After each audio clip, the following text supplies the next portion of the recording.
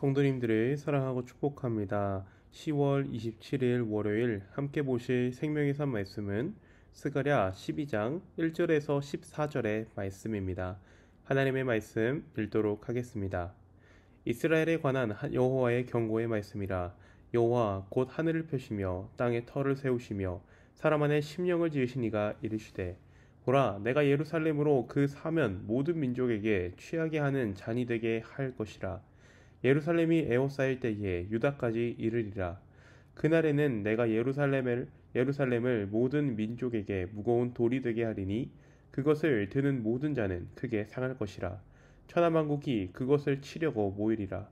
여호와가 말하노라. 그날에 내가 모든 말을 쳐서 놀라게 하며 그 탄자를 쳐서 미치게 하되, 유다 족속을 내가 돌보고 모든 민족의 말을 쳐서 눈이 멀게 하리니, 유다의 우두머리들이 마음속에 이르기를, 예루살렘 주민이 그들의 하나님 만군의 여호와로 말미암아 힘을 얻었다 할지라. 그날에 내가 유다 지도자들을 나무 가운데에 화로 같게 하며 곡식단 사이에 횃불 같게 하리니, 그들이 그 좌우에 에워싼 모든 민족을 불사를 것이요, 예루살렘 사람들은 다시 그 본 곳 예루살렘에 살게 되리라. 여호와가 먼저 유다 장막을 구원하리니, 이는 다윗의 집의 영광과 예루살렘 주민의 영광이 유다보다 더하지 못하게 하려 함이니라. 그날에 여호와가 예루살렘 주민을 보호하리니, 그 중에 약한 자가 그날에는 다윗 같겠고, 다윗 족속은 하나님 같고, 무리 앞에 있는 여호와의 사자 같을 것이라. 예루살렘을 치러 오는 이방 나라들을 그날에 내가 멸하기를 힘쓰리라. 내가 다윗의 집과 예루살렘 주민에게 은총과 간구하는 심령을 부어주리니, 그들이 찌른 발을 봐 그를 바라보고 그를 위하여 애통하기를 독자를 위하여 애통하듯 하며, 그를 위하여 통곡하기를 장자를 위하여 통곡하듯 하리로다. 그날에 예루살렘에 큰 애통이 있으리니, 무기또 골짜기 하다드림못에 있던 애통과 같을 것이라. 온당 족속이 따로 애통하되 다윗 족속이 따로 하고 그들의 아내들이 따로 하며, 나단의 족속이 따로 하고 그들의 아내들이 따로 하며, 레위의 족속이 따로 하고 그들의 아내들이 따로 하며, 시므이의 족속이 따로 하고 그들의 아내들이 따로 하며, 모든 남은 족속도 각기 따로 하고 그들의 아내들이 따로 하리라. 아멘. 오늘 우리가 함께 본 말씀은 첫 번째 단락은 1절에서 9절로 열방의 심판을 내용을 담고 있고, 두 번째 단락은 10절에서 14절로 다윗의 집과 예루살렘 집이 애통하는 내용을 담고 있습니다. 심판의 단락에서 하나님께서는 이스라엘에 관한 경고의 말씀을 주십니다. 내용을 살펴보면 예루살렘으로 하여금 취하는 잔으로 사용하셔서 열방을 심판하실 것을 말씀하십니다. 그날의 만국의 무거운 돌 예루살렘을 치우기 위해서 모이지만, 하나님께서 만군의 군대를 쳐서 그들을 무력화시킬 것입니다. 그런 하나님께서 이를 무엇이라고 말씀하시냐면 경고의 말씀이라고 이야기하십니다. 아니, 이 내용은 경고라고 하긴 그 내용과는 좀 거리가 먼 것 같아요. 예루살렘의 회복에 관한 말씀인데 왜 하나님께서는 예루살렘을 향하여 경고라고 말씀하셨을까요? 경고라는 것은 사람에게 주의해야 할 것, 조심해야 할 것을 일러주는 것을 우리는 경고라고 말합니다. 하지만 하나님께서는 지금 말씀하신 것 중에 조심해야 될 게 무엇이지? 전혀 보이지 않는 것 같아요.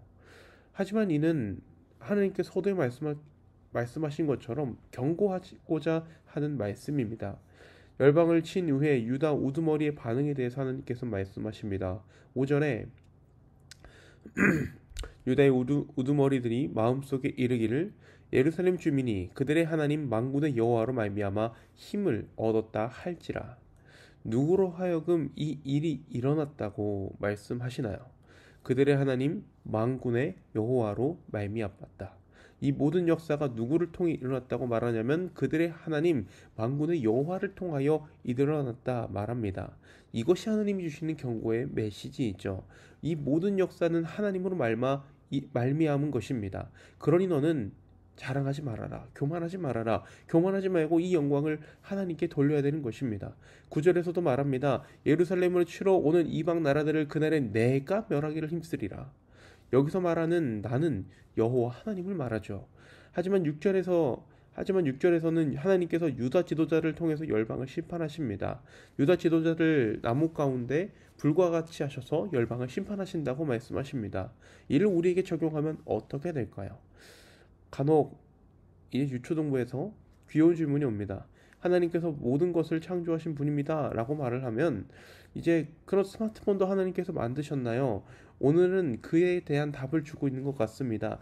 1절에서 이러한 경고하시는 하나님, 그리고 이러한 일을 행하시는 하나님에 대해서 말하기를 하늘을 펴시고 땅에 터를 세우시며 사람의 심령을 지으신 이라고 소개합니다. 이는 보통 창조주 하나님을 소개하는 본문과는 사뭇 다릅니다. 여기서는 사람의 심령도 만들었다고 기록하고 있죠. 이는 사람을 창조하신 분도 하나님이라는 의미임과 동시에 사람의 손으로 이러한 모든 것도 그 시작이 하나님께 있음을 말하는 것입니다. 앞선 이제 우리 유초동부 아이들의 이 질문을 답하자면 스마트폰을 만든 분도 삼성이나 애플이 맞아요. 그들의 개발자가 맞아요. 하지만 그 시작이 어디 있느냐? 하나님이시라는 것이죠. 사람의 심령을 만드셨다. 사람의 생각과 영혼도 하나님의 창조물이며 모든 것을 시작이 하나님의 역사라는 말입니다. 오늘 말씀을 통해 우리는 기억해야 합니다. 우리의 손을 통해 일어난 일도 그 시작과 이루심이 하나님께 있습니다. 이러한 일을 행하게 될 이스라엘에게 하나님은 경고하십니다. 이 모든 일이 하나님으로부터 일어났다고 말이죠. 그러므로 이스라엘이 할 일은 전쟁의 승리의 영광을 하나님께 돌려야 합니다. 마찬가지로 우리의 삶의 영광을 받으실 분도 하나님이십니다. 바라기는 우리의 모든 영광을 받으시기에 합당하신 하나님께 영광 올려드리는 우리 성도님들 되기를 바랍니다. 10절부터 14절은 애통에 관하여 기록하고 있습니다. 이런 이방 나라의 심판이 이후에 하나님께서는 예루살렘 주민에게 은총과 간구하는 심령을 부어주십니다. 그리고 백성들은 이를 따라 애통하며 애곡합니다. 생명의 삶 148페이지를 보면은 은총과 간구하는 심령에 대해서 설명하기를 은혜를 구하는 용서 영과 용서를 비는 영을 뜻한다고 기록하고 있습니다. 은혜와 용서를 구하는 것에서 우리는 회개라고 말할 수 있습니다. 이들은 어떠한 것을 회개할까요? 11절엔 특별히 이 애통이 무기또 골짜기 하다드림못에 있던 애통과 같을 것이다 라고 말을 합니다. 이곳은 애굽 왕을 막다가 죽은 요시야 왕을 유다 백성들이 슬퍼하며 애통한 사건을 말합니다. 요시야 왕은 오랜 시간 하나님의 말씀을 떠난 유다의 종교개혁을 감행한 왕입니다. 유다에서 이방 예배를 없애며 산당들을 제거하고 그의 시대에 오랫동안 분실되었던 율법책을 찾게 되었고 오랜 기간 명맥이 끊어졌던 하나님의 구원을 기념하는 유월절을 지키게 되었습니다. 요시야의 인생은 하나님께로 돌아가고자 하는 삶을 말합니다. 예루살렘에서 일어난 애통은 하나님께로 돌아가는 큰 회개의 사건을 말하는 것이죠. 하나님께로 돌아가는 사건은 큰 열풍을 불어오게 됩니다. 세계 각지에서 큰 부흥운동을 대부흥운동이라고 말을 합니다. 그리고 이 대부흥운동의 시작은 대부분, 아니 거의 100% 회개에서 시작했습니다. 우리가 생각하는 우리나라에 있었던 대부흥운동, 평양 대부흥운동도 어디서부터 시작되었냐? 말씀을 향한 지식, 말씀에 대한 풍부한 지식, 우리의 마음의 열정, 설교를 잘하시는 목사님. 하지만 모두 다 중요한 것이지만 평양 대부흥운동도 회개하게 하시는 성령 하나님의 역사로 시작되었습니다. 한 청년의 SNS를 보게 되었는데요. 우리 교회 청년의 SNS였는데 15명 정도, 10대 명 정도 되는 아이들의 사진을 공유하면서 정말 그 아래 있는 그 멘트가 안타까웠어요. 이 아이들 중 단 한 명의 아이도 교회를 다니는 아이가 없었대요. 예수 믿는 아이가 없었대요. 그 말을 들을 때 너무나도 가슴이 아팠습니다. 이것이 오늘날 시대적 상황일 것입니다. 개인적으로 생각하기는 이 아이들은 교회만 다니지 않는 게 아니라 어떠한 종교도 없을 것이 아닐까 생각합니다. 지금 시대입니다. 이것이 지금 시대입니다. 기독교뿐만 아니라 모든 종교의 의미가 없다고 여겨지는 시대, 절대적 기준이라는 것이 없으며 나만 좋고 남에게 피해가 되지 않는다면 무엇이든 가능하다고 생각되어지는 그러한 시대에 자신을 최고의 가치로 생각하는 시대입니다.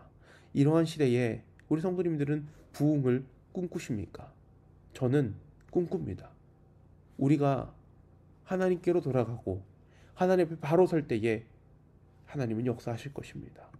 이스라엘의 전쟁에서 승리하게 된 것도 하나님의 역사였습니다. 이 땅에 부흥이 임하는 것도 하나님의 역사입니다. 그러므로 우리는 부흥을 꿈꿀 수 있습니다. 부흥을 소망할 수 있습니다. 그러기 위해서 우리가 가장 먼저 해야 될 것은 우리도 하나님 앞에 돌아가야 합니다. 회개해야 합니다. 하나님 앞으로 돌아간 우리를 통해 먼저는 경기 북부 지역에 선한 영향력을 미쳐 경기 북부 지역에 영적 부흥이 일어날 줄로 믿습니다. 기도하겠습니다. 사랑과 은혜가 충만하신 하나님 아버지 은혜를 감사합니다. 오늘도 이렇게 말씀으로 하루를 시작하게 하시니 너무나도 감사합니다. 하나님 오늘 말씀을 들은 것처럼 하나님 우리의 모든 삶의 역사가 하나님으로부터 시작됨을 고백합니다. 주님 그리하여 우리의 모든 영광을 하나님께 올려드리게 하시며 주님 이 시대 종교의 가치 정말 절대적인 가치가 무너진 시대 하나님은 없다라고 말하는 시대에 정말 우리로 하여금 우리가 먼저 하나님께 돌아가 이 땅의 부흥을 꿈꿉니다. 주님 아버지 하나님 우리가 주님께로 돌아가 회개의 삶을 살게 하시고 언제나 주님과 동행케 하여 주시옵소서. 감사를 드리며 우리 주 예수님의 이름으로 기도합니다. 아멘.